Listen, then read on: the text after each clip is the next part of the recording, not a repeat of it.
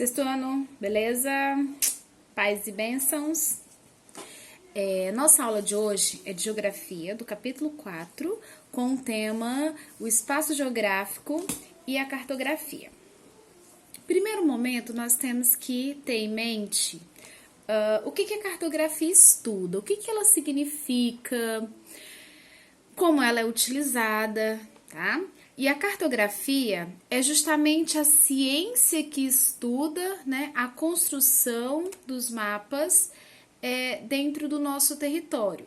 Nós sabemos que os mapas, eles são representações de espaços dos quais não estão ao nosso alcance. Como assim, tia Leiliane?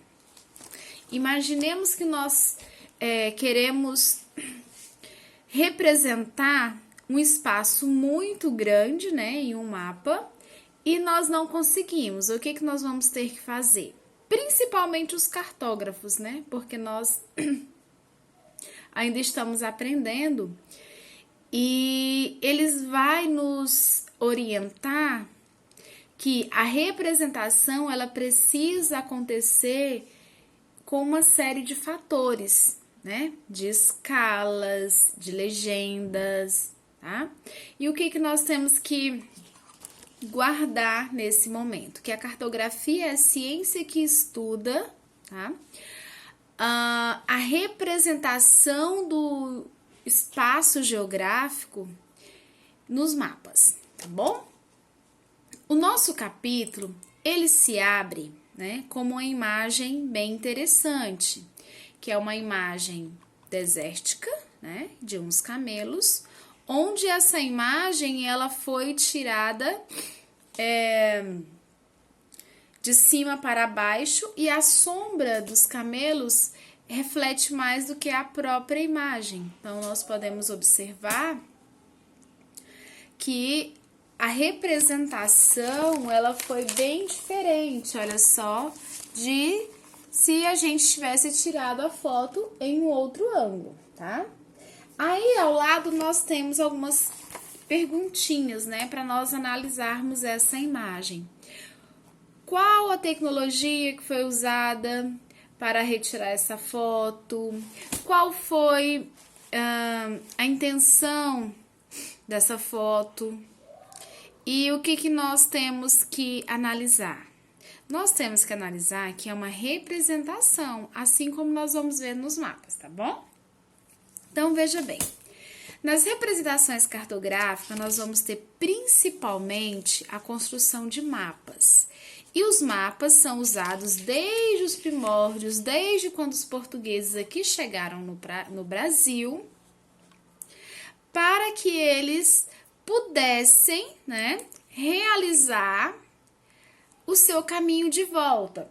Ou seja, o que eles fizeram, tia Leiliane? Eles marcaram, né, os espaços por onde eles já haviam passado, para quando retornar, eles soubessem achar novamente. Analisem aí no mapa de vocês, na página 261, essa representação que está nesse mapa.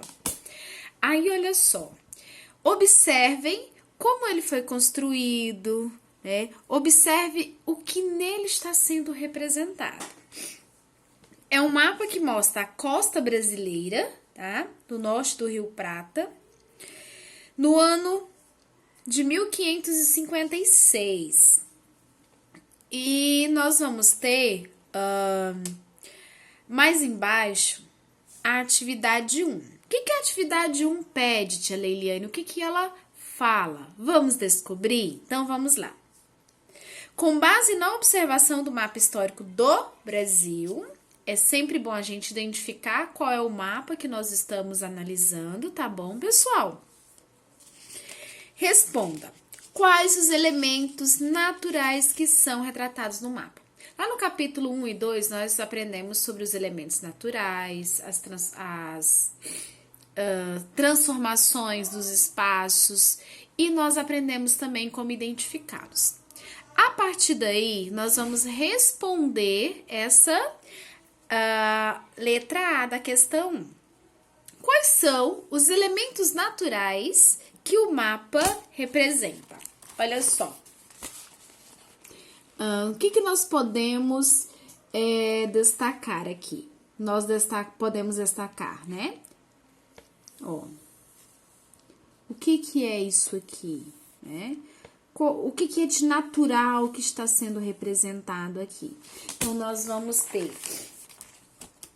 as árvores, né? Os morros, os rios, as feições litorâneas, o mar, o oceano, os peixes e os animais. Na letra B, está pedindo para dizer quais são as atividades que estão sendo realizadas. A partir daí, nós vamos ver o que as pessoas que representam nesse mapa estão fazendo. Então, nós temos a caça, a pesca, nós temos as navegações, temos também o corte de árvores, nós temos as pessoas aqui construindo uma casinha, né? E os portugueses também estão ali de olho no trabalho de quem? Dos indígenas. Na letra C, nós temos, tendo em vista o momento histórico em que foi confeccionado, qual é a importância desse mapa? Nós vimos que ele é um mapa bem antigo. E com isso, nós vamos ter o quê? A presença dos portugueses, tá? E o desbravamento do território brasileiro. Nós já vimos em outras áreas que os europeus, eles chegaram e conquistaram o nosso país. E com isso, eles foram conquistando, né, conseguindo mais aquisição de territórios. Então, o que nós podemos dizer, tia Liliane? Como nós podemos responder? Então, olha só. Nessa época, os mapas eram fundamentais para o conhecimento das novas áreas e a serem conquistadas e colonizadas, porque depois que conquistava o espaço, o que eles faziam? Conquistava o pessoal que ali estava, porque conquistar não é só conquistar o espaço, tem que conquistar o espaço e também as pessoas que lá vivem, e isso se dá o processo de colonização. Então, nós vamos ter grandes atividades extrativistas, né?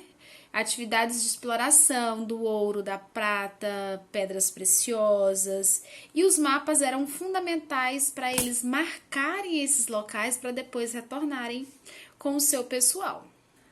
Outro elemento importante para a compreensão dos mapas são as convenções cartográficas. Como que nós podemos definir as convenções ou as convenções ou a convenção cartográfica? Elas vão estar pautadas em sistemas de símbolos criados para facilitar a representação cartográfica. Para isso, foram escolhidos símbolos que envolvem o grau de compreensão e intuição do seu significado, possibilitando a leitura e informação contida no mapa por pessoas de qualquer parte do mundo. Tá, beleza. Como que nós podemos identificar essas convenções, esses símbolos? Quando nós pegamos um mapa, nós temos que analisar que tipo de mapa é, né? Como que ele foi confeccionado, qual é a leitura que nós temos que fazer. Então, vamos descobrir quais são os símbolos? Olha só. Qual era a preocupação do homem navegador, desbravador, descobridor de territórios? Era voltar ao lugar do qual ele conseguiu chegar em primeira mão, conquistou o território e teve que retornar para chamar reforços. Com isso, eles elaboraram os mapas. Só que os mapas eles tinham que ter uma linguagem universal. Que linguagem universal é essa? Todo mundo deveria, né, saber quais eram os símbolos. Então, quando o comércio foi intensificado, E nós sabemos que a navegação marítima, ela foi muito importante, né, nesse momento, porque a comercialização se dava principalmente através das águas. A cartografia, ela vai ser de grande importância nas práticas dessas habilidades, porque nós vamos ter a elaboração dos mapas. Então, as convenções são símbolos dos quais estão contidos no mapas, sinais dos quais nós podemos identificar. Tia Leiliane, explica melhor. Vamos ver? Olha só. Na página 262, nós temos aqui, né? Ó, esse quadradinho aqui com vários sinais ou símbolos, né? Que explicam a legenda do mapa. Por exemplo, se nós temos os pontilhados, o que o pontilhado significa? Que é o caminho. Se nós temos o tracinho vermelho, o que significa nesse mapa? As rodovias. Então, geralmente, pessoal, quando nós temos o mapa, nós vamos ter o quê? A legenda. Nós temos que estar atento não só à representação do mapa, como também à representação da legenda. Aí o autor da apostila, ele deixa uma dica, tá? Para vocês estarem acessando o IBGE Educa Crianças, tá? Vocês vão fazer esse acesso, tá bom? Vão descobrir o que tem lá e depois nós vamos comentar sobre ele, tá bom? Olha só, outro ponto de grande importância também são os elementos do mapa. O que o elemento do mapa traz, né? Como que nós podemos observar o mapa além da legenda? Todos os mapas, eles vão ter o quê? Um tema, tá?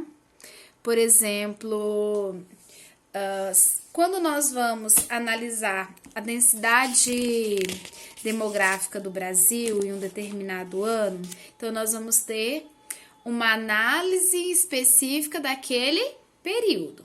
Então, veja só. Nós vamos ter a orientação sempre da rosa dos ventos. Olha aqui a rosa dos ventos, tá? Ela vai ser o eixo norteador do nosso mapa. Depois, nós vamos ter